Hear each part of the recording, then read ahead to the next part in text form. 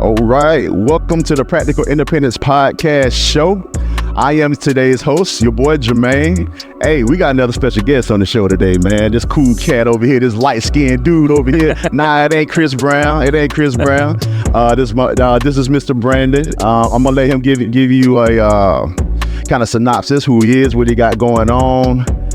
Who his family, about his family. Come on, let's talk about it. So I appreciate you having me on the show. Yeah, absolutely. Yeah.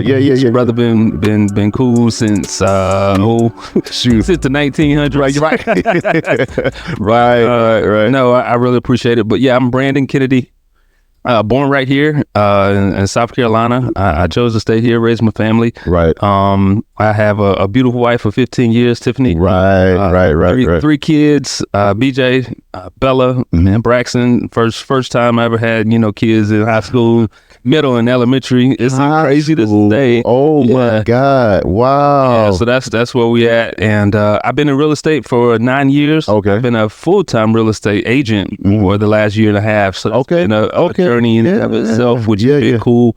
And I'm also an investor. Me and my brother created an investing company in 2019 called KII Property Brothers. So we enjoy that. It's fun. We're able to serve and help people. So super exciting. Things on the horizon. Ready to do some awesome stuff. This dude is so humble. Talking about, man, we got some great things coming. Man, this dude killing it, man.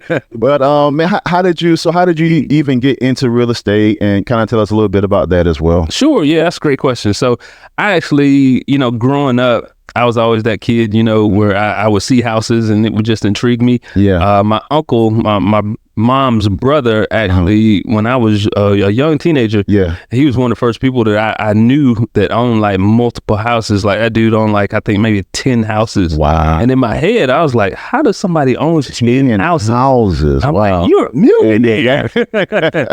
So he never physically took me to any of them, but just hearing him talk about it sparked my interest. So when I was 21 years old, I purchased my first investment. Went through some things. Actually, I went through foreclosure the first time. Wow. Everything isn't always But I mean, you say all that, but dude, you was 21 with an investment property. Crazy to think about it. Yeah, it's not too many 21-year-olds out there that can say that. I mean, I think that's phenomenal. Yeah. At 21, I think the only thing I had was a case of beer. Like that was it. Like, for real, man. And but no, that's awesome. So so now you're saying, you and your brother, y'all got a business together. Is he a realtor, or what? Kind of tell us a little bit about that part. Okay. He's not an agent. Okay. He's actually an engineer. Wow. By trade. Got you. He actually stepped back from that this year. Okay. And he's doing that on a part-time role to take more responsibility kind of in the business. Nice. So that's really helping us shape our 2024. Right. Where we're doing awesome things, looking to 2025 to even, take it to another level. Wow.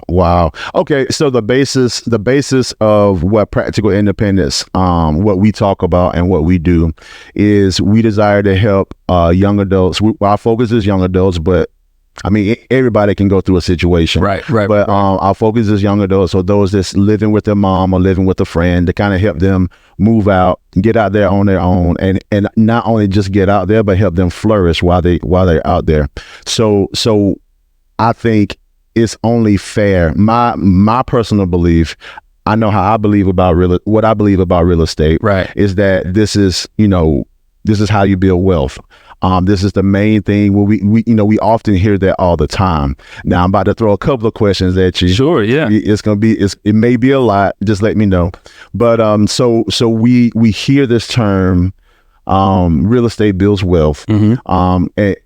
And I know it to be true. Real estate that's one of the first wealth builders. Well, now there's some terms out there, some rumors or thoughts or whatever ideas that's out there now that's saying that renting is better than actually purchasing. Have you heard any of those rumors? Yeah, I have heard that. And, you know, everybody kind of has different perspectives when it comes to real estate. So I respect them all. But one of the great things about real estate that I say is it's like you're putting your money in the bricks. Right. So what that means is basically real estate in and of itself is almost like a bank that steadily increases. Yeah. So the great thing about it is, you know, when you purchase a house, it gives you so many what we call exit strategies. Okay. So you're able to stay in that house, obviously, and use it for your shelter. Right. You're able to either rent it out if you wanted to rent it out. Right. It's a lot of different strategies about, you know, Airbnbs, house hacking, all these, you know, buzzwords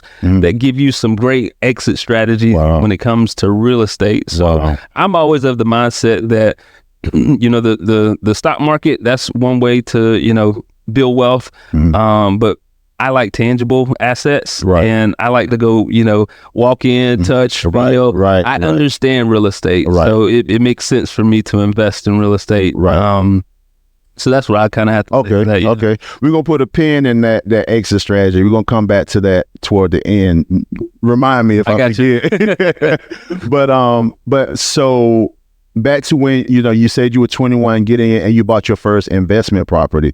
Now, so one of the things that I know I used to think this way, and I hear a lot of young adults and younger people think this way now, that man, real estate, if you purchase a home, that's forever. Like, I don't want to be settled down. Like, what are your thoughts about that, about being young and purchasing a home? Yeah, and that's been, you know, in our society, that's the thing of, you think about your grandparents. Right. They purchased that house. They're probably still in that same exact house. So one of our mindsets, you know, growing up, just being around it is, you know, when our elders purchase a house, they stay in it forever.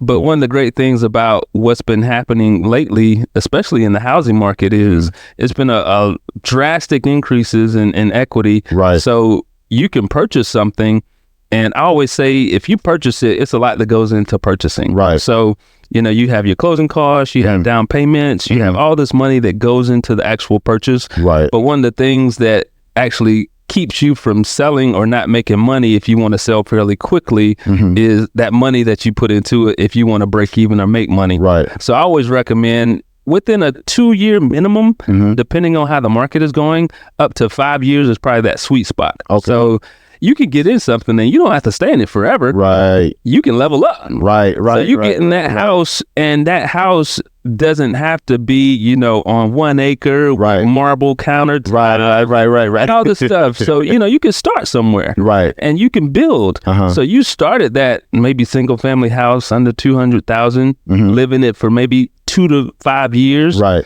Take that money, sell it, buy another house, level up, maybe go to that 300 to 400 mark. Right. Stay in it for another maybe 2 to 5 years. Right. Do the same thing. Right. Now you at a $500,000, $750,000 house by just taking that investment, putting your money in those bricks, and just leveling up every couple of years. Wow. Now that all that money, all that stuff, that sounds really cool, and I know it to be true. I mean, I know it to be true. To someone that may be younger, that may sound a little intimidating, what are some strategies that maybe you can maybe throw out there to some young adults, or, you know, those out there that maybe even consider buying? Sure. Yeah. Great question. So preparation is key. So everybody got to start somewhere. So the great thing about real estate is you have to know what it takes to actually purchase a house. Right. So when I meet with, you know, first time home buyers, everybody's situation is a little different. So I like to cater it based on what they have going on. So the great thing about when you're meeting with a first time home buyer, one of the biggest things that lenders look at ideally is credit. So normally younger people either have little to no credit or no credit. Right. So starting out with maybe getting some type of secured credit card, or either getting, I know it's a lot of, if you're renting, it's a lot of companies that'll allow you to, they'll report your rent to your credit. Right. So just making sure you're paying things on time. Wow. So if you got utilities, all the things that you're paying just while you're renting, just making sure you're paying them on time. Right. And that's going to increase your credit just by doing what you're supposed to do. Wow. Okay. And if you don't mind, I'm going to pause you there. So so technically here, I mean, it may not be yesterday for us when we put out the episodes, but we had a young man on yesterday, and he actually mentioned secure credit cards. Right. He also actually mentioned a particular app called Flex, which you can use to break up your rent, and it also reports to the credit bureau, right, things of that nature. Are there any, suggestions? Well, first off, what is a secure credit card, and how does that kind of work? Sure. That's going to be a card that's going to allow you to, pay up to so much. Right. So it's not really going to allow you to, go and buy a $10,000-$15,000 something because you're trying to just grow. Right. So that's what you're focused on with that. So that's always a great tool to use, to build your credit. Right. And then going back to the question on what some things to, do to take it up as far as what purchasing, right, is you want to kind of know what you know. So you're going to have a lender involved, and they're going to, pull your credit, see where your credit is. Well, one of the biggest things is, before you even get into that, is knowing what you're able to actually spend on a mortgage. Right. So normally a mortgage is set up with what we call PITI. Okay. So PITI is going to be principal, which goes directly to the lender. It's going to be interest, which is what you pay. That's how the lender makes money. Right. It's going to be your taxes, and then it's going to be your insurance. Okay. So those three things normally make up your mortgage payment. Traditionally, you want to be 25% or less of what your take home is, to know that you're going to be comfortable with paying for a house. Okay. So for instance, if you make $4,000 a month, your PITI shouldn't be over $1,000. Okay. Because what happens once you get over, that $1,250, $1,500, $2,000, you still have, your lights, your water, your food, you got car payment, it's a lot of this, and this. Yeah. So before you know it, you're house poor. Yeah. And that's the last thing you want to be. When you purchase a house, you want this to be a joyous occasion. Right.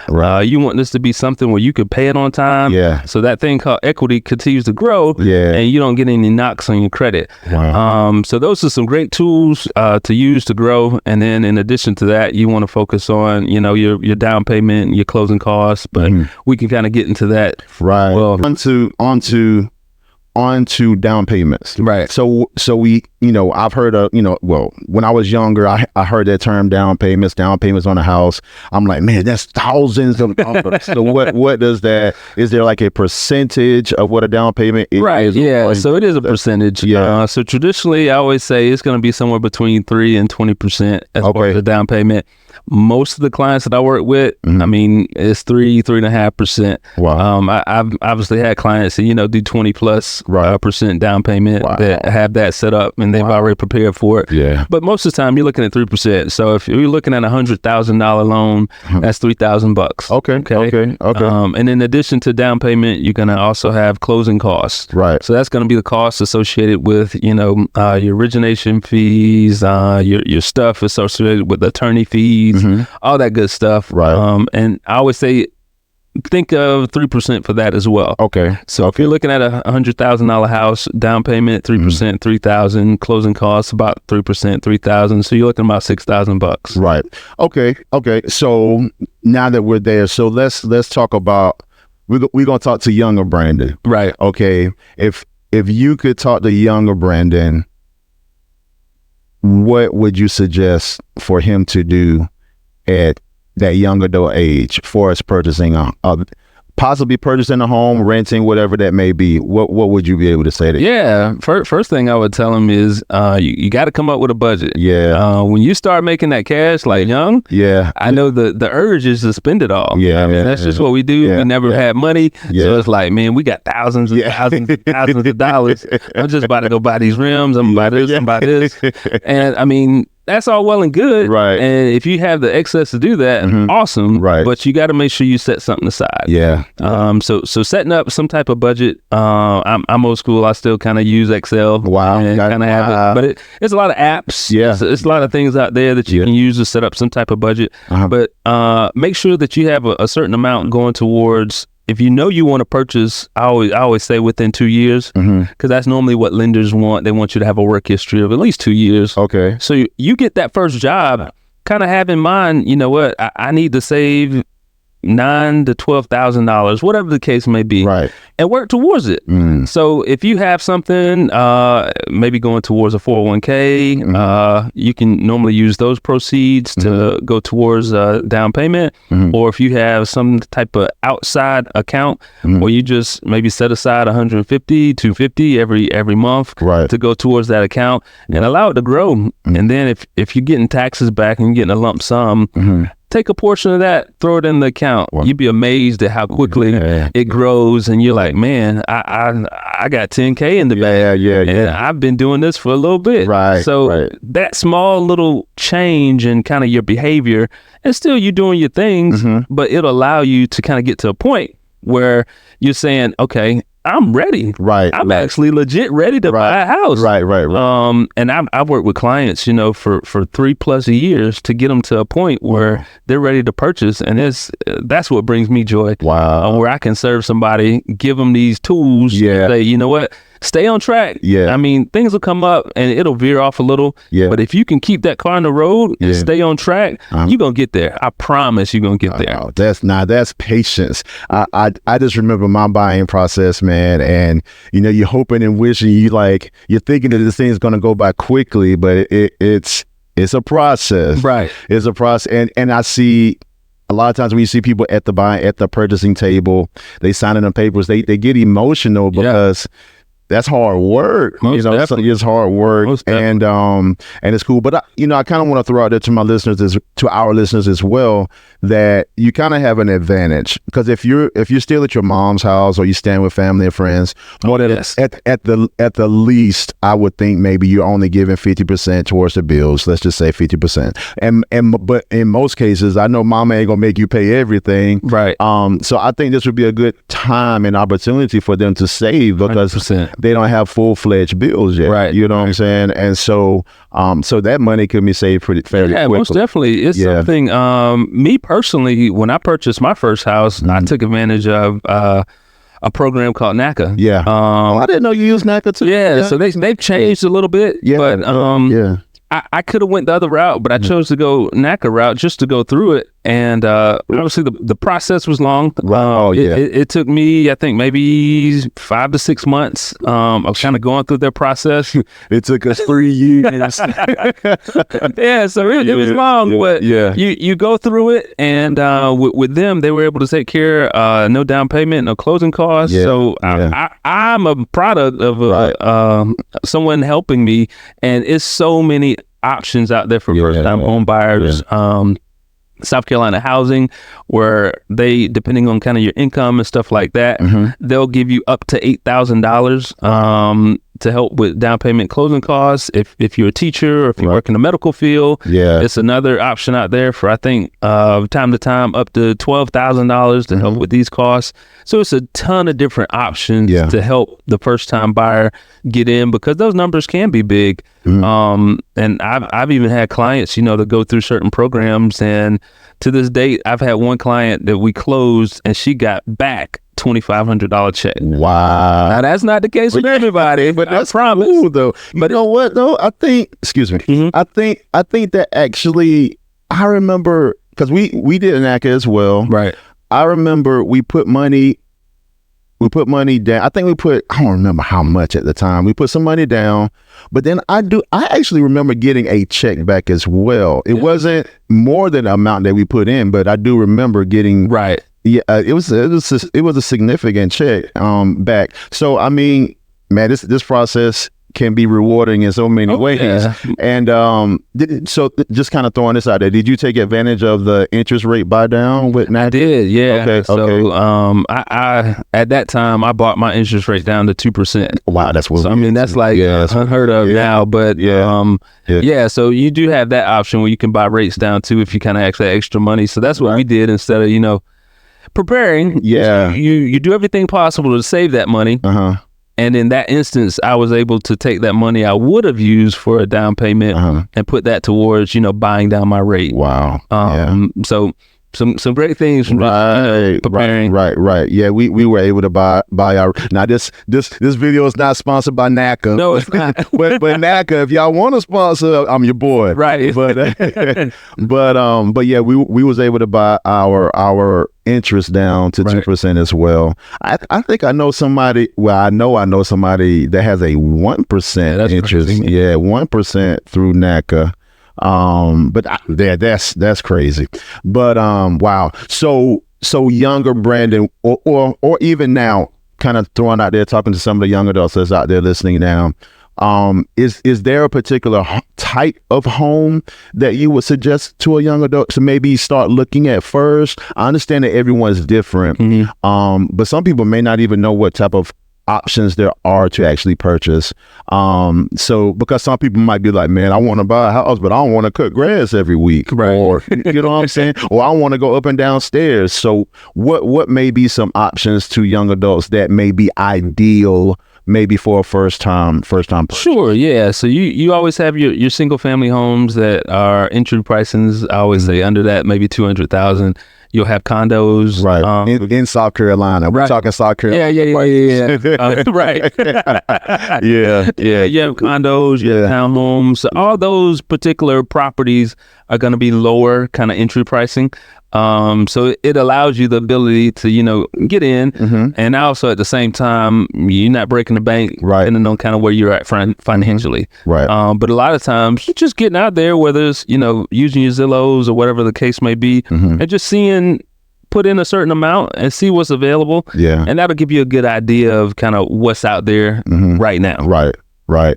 Wow, man. I think, if I was younger Jermaine, I would tell younger Jermaine to purchase a duplex. That's what younger Jermaine would do. And the advantage of that, which you mentioned this earlier, house hacking, where I could own the whole house, right? And then I could also have a renter living beside me. Most definitely. That may be assisting with that mortgage, or maybe even paying that entire mortgage. Right. And I won't be having to come out of pocket monthly. So definitely. So that is an option as well. Actually, that's kind of like a hot topic right now. It is. It really is. With especially within the younger generation as well. Wow, man. When you're ready to sell, or you may have purchased a home and you got a new job, because these are younger folks that are listening. They may get a new job and that may cause them to have to move. So you mentioned exit strategies. So what are some of those maybe top 3 exit strategies that you can maybe think of, and kind of give us a little explanations of what those exit strategies are? Sure, yeah. So you have multiple. So obviously the first one, if you just want to part ways with the property 100%, normally, like I said, you want to wait at least that 2 to 5 years. Because a lot of times all that money you did for down payment, closing costs, you're trying to recoup that based on how the market has done and how the properties within your surrounding area have sold. Right. So that's one way, just to sell it outright. Another way is obviously renting. That's always something that if you want to rent, that has to be a conscious thing. I always tell people, don't get forced into renting. Because I've had clients, especially with virtual work now. I've had clients to move from other places and just say, you know what, I want to move to South Carolina. Wow. Cool. Yeah. But one thing to think about is if you want to move multiple times really quick, less than 2 years, you might not want to actually purchase. Because at that point, you might be losing money based on if the market hasn't had enough time to kind of strive up where you can make that money back. So renting is something that's conscious. So if you say, you know what, I'm gonna stay in here for 3 to 5 years and then I'm gonna rent this property. Just have that mindset and going in, this is what I'm gonna do, not where you're forced into saying, okay, I gotta move, I need to rent it. Because that's a totally different mindset. And then another one is, I know big thing right now is Airbnbs. Where you can set that up, and they have companies that'll actually come set it all up for you. And then you just kind of sit back and collect the check. You just got to make sure you have your people in place to come, clean the property and do everything associated with kind of doing those Airbnbs. And so you mentioned you said to be conscious about, if you want to be a renter, if you want to rent the property, right? Or what go a little more in depth. So what are maybe some challenges or some things that someone may want to consider when they just say, well, I really want to hold on to this house. I wanted to continue to build equity, but I can go ahead, take this job and move to another state or whatever. What are some things that maybe they need to consider before even renting that place? Sure. If you're purchasing that property in your name, a lot of times they'll have what they call DTI, which is your debt to income ratio. Right.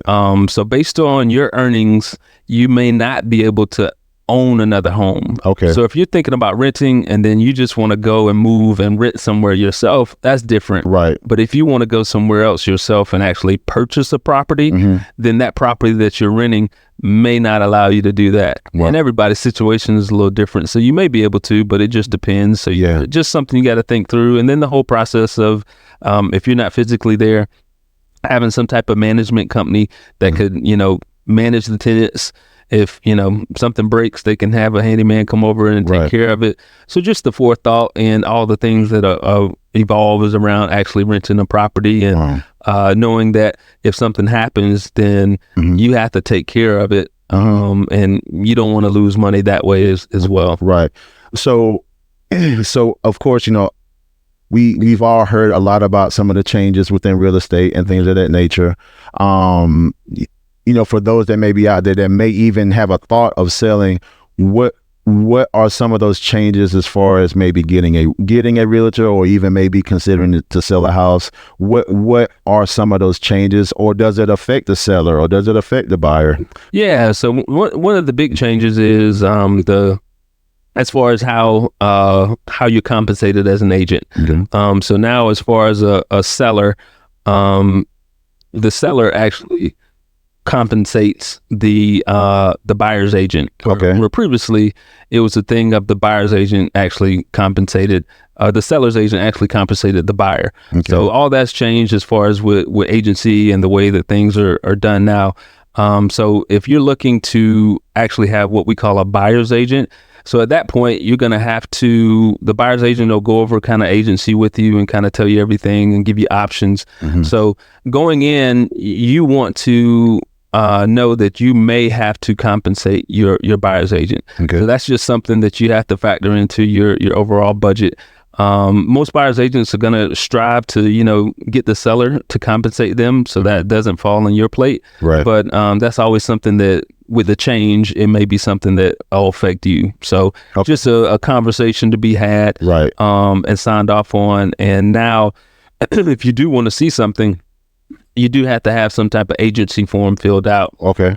So if it's something where you're not sure if you want to work with this agent for a long term, you can do a term where maybe you're working for 2 weeks or you're working for a month. Okay. Whatever the case may be. Yeah. Just if they find you something, just know that compensation is there if the seller doesn't provide it. Wow. Yeah, that is a big change. So let me see if I'm understanding correctly. So if I say, hey, I want Brandon to be my realtor, I'm interested in a couple of different locations.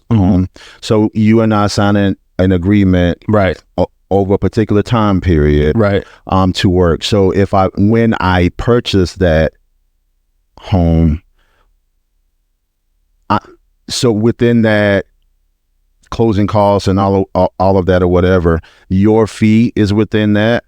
Is that what you're saying? Yeah. Directly from me, or if there was another realtor that's over that property, are they paying you? How does... No, so the seller's agent doesn't pay anymore. So it's directly from the seller. Okay. So normally what happens is when we go view properties and we send you things, if you say, hey, I like this property, normally the agent will reach out. The buyer's agent will reach out to the seller's agent and say, hey, is the seller offering any compensation for the buyer's agent? Okay. And this is simple yes, and this is what it is, or no. And then at that point, we let the client, who being the buyer, knows that this is something where they're not compensating. So if this one you would like to see, we're definitely going to show it to you. But it may be something where compensation would fall kind of in your plate on that one. Got you. So now, is that something that we pay up front? Good question. Or so that would be something that we paid at closing. Okay. Yeah. Okay. Yeah. So that would be a part of your closing Got you. So that's not within the note or that's not like within that house payment. That's something that that's just something totally separate. Okay. Oh, wow. Right. So now is everyone's buyer's fee or whatever, is it all the same? People have different, Yeah, so you're going to see a different array of agents and fees. And normally when I sit down with someone, I kind of go over all the options that I have and kind of allow you to pick. Right. Definitely with sellers, it's more things as far as, marketing the property and there's different compensation associated with that. So we normally have an array of things and you can kind of pick the one that works best for you. Wow. Yeah, that is a bit different. Now it's almost, that's a bit, it kind of reminds me of a vending machine. So I guess it's kind of like whatever you want, you kind of got to pay for. A la carte. A la carte. Yeah, that's more, I'm a chef. I should say that, right? Wow. So no, this is all good information, man. Anything else, any other information you kind of want to put out there just to kind of let folks know? We're gonna get to your contact information here shortly. Right. But anything else out there that you would kind of like to deliver to the audience or that Yeah, sure. Okay. Just making sure you're prepared. Yeah. And knowing it's a process. Yeah. I think when you go into it, you know it's a process and it may not all go perfect. Yeah. But that's why you have agents there to assist you along the way and make sure that whatever arises, that we're gonna take care of it. Right. We gonna, if we can't make it perfect, we're gonna make it close to perfect. Yeah. We're there to lead and guide and make sure that you're protected. That's our duty as an agent. Yeah. And man, I wish I mean the stuff, once you purchase a home, you kind of laugh at yourself. But I remember being that first time home buyer and I'll be like, there's a scratch on the wall. It's just, you know what I'm saying? And there's a crack over here or whatever. And I used to be so nervous about every little thing because this is such a major purchase. Right. Yeah, most definitely. This is such a major purchase. And I would suggest to anyone definitely use a good realtor or good buyer agent or, or whatnot when you purchase. And please get an inspection. That's a major thing. As well. So man, this is a lot of good information, man. A lot of good information. I wish I would have known this information much younger. And I would be in a lot better position than I am now. So I would definitely suggest to anyone out there that's hearing this information, consider, if you can afford it, if you're in a decent position to do that, consider purchasing. Because this is where wealth kind of starts. Right. And as long as you purchase right, got the best buyer's agent that you can get, and you can afford it, hey, why not purchase? As long as like Brandon was saying, if you're going to be there at least 2 or 3 years in that particular location, I would think that would be a great idea. So yeah, I mean, this is a flood of information. So let's talk about your contact information. If someone wants to reach out to you, maybe to use you as an agent, or maybe if they have questions or anything like that. Sure, yeah. How would they contact? Let's first start with maybe your social handles, which I'm going to have all this information in the show notes as well. Sure, yeah. So my social Instagram is Brandon Kennedy Real Estate. Same thing on Facebook. You can definitely contact me or DM me there. And then my email address is brandon@braverealty.com. Right. You can find me there as well. And then my website is www.brandonkennedyrealestate.com. Wow. And maybe even for those that may even have a glimpse or thought of investing, go ahead and sure, yeah. If you have any questions about investing, you can check me out on social media at KII Property Brothers. Same thing on Facebook. And then the website is www.kiipropertybrothers.com. Wow. Yeah, that's good, man. Good dude right here. He knows a array of information he is definitely passionate about real estate. So if you have any questions, definitely reach out to him. And hey, anything else? You got anything else for him today? Yeah, one thing I did want to hit on, and I think I didn't go over it, but one thing that I call before you're starting to get towards that purchase price, we talked about down payment. Yeah. We talked about closing costs. One thing I refer to is called upfront money. Okay. So that's money prior to you getting to the closing table that you're going to incur.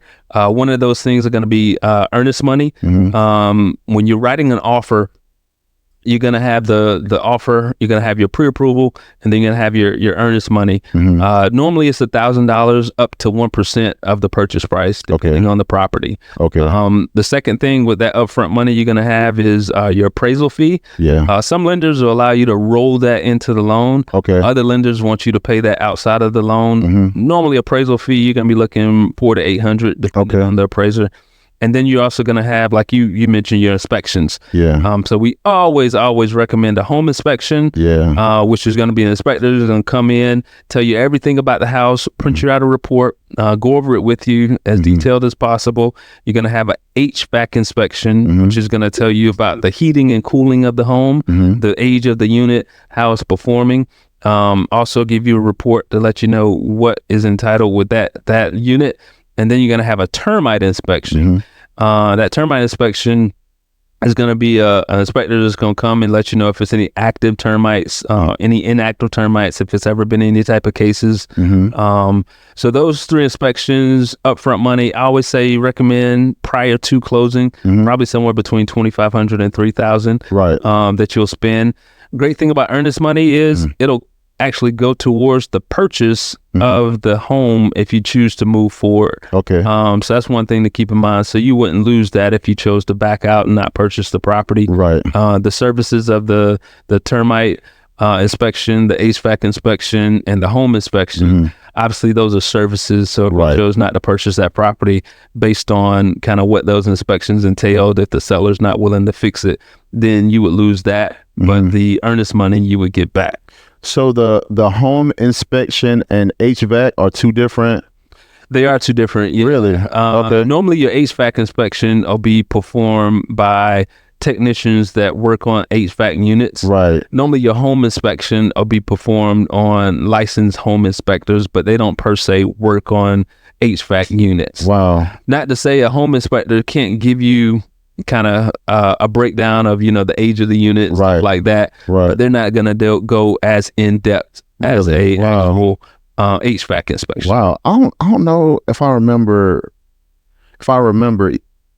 getting a separate inspector. I mean if our home was brand new though, but I don't know if I remember getting a inspector for the HVAC. I mean whether I did or didn't. New construction, a lot of times, if it's a brand new home, it'll come with warranties. So they may not have done it because it was a new, with new construction, I still recommend a home inspection. But HVAC maybe not. It just depends. I would definitely suggest it because even though our home was new, we had nothing major.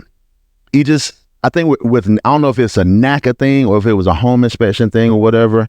I just remember having like a bunch of they call them nail pops, and a bunch of nails that would actually come out of the frame? It's coming out of the frame into the sheetrock, and you would have these little holes in the sheetrock and maybe even in the floor. We have them coming up in our floorboard. Nothing major, but and then we had like paint, when they build some of those houses, they painting them so fast. And we actually had like little small places where paint was missing. Nothing, thank God it was nothing major. But at the same time, we did have that home inspection. And when we did, we was able to go back to the builder. And they came in and they fixed all of those items. So that's the great thing about home inspection. So little things that you might miss when you walk through, normally a home inspector won't miss. Right. And that's why you pay them. Right. And home inspectors also go in the attic and under the house. I'm not doing that. I don't mind the attic, but under the house, boy, golly. But so we paid them to be brave. But no, Brandon, I appreciate you, man, for coming on, man. I definitely know that you added much value. This thing, it pours out of this guy. Real estate is what he do, is who he is. So if you really is interested in buying, purchasing, maybe even interested in investing, please give him a shout. Good dude right here, and I stand by that. So thank y'all so much for watching. Brandon, thank you for coming on, man. Yes sir. And and we'll get back with you next time. We got a crazy shows coming out that's going to help add value to your life. Just continue to tune in. Thank you so much for watching. Thank you so much for listening.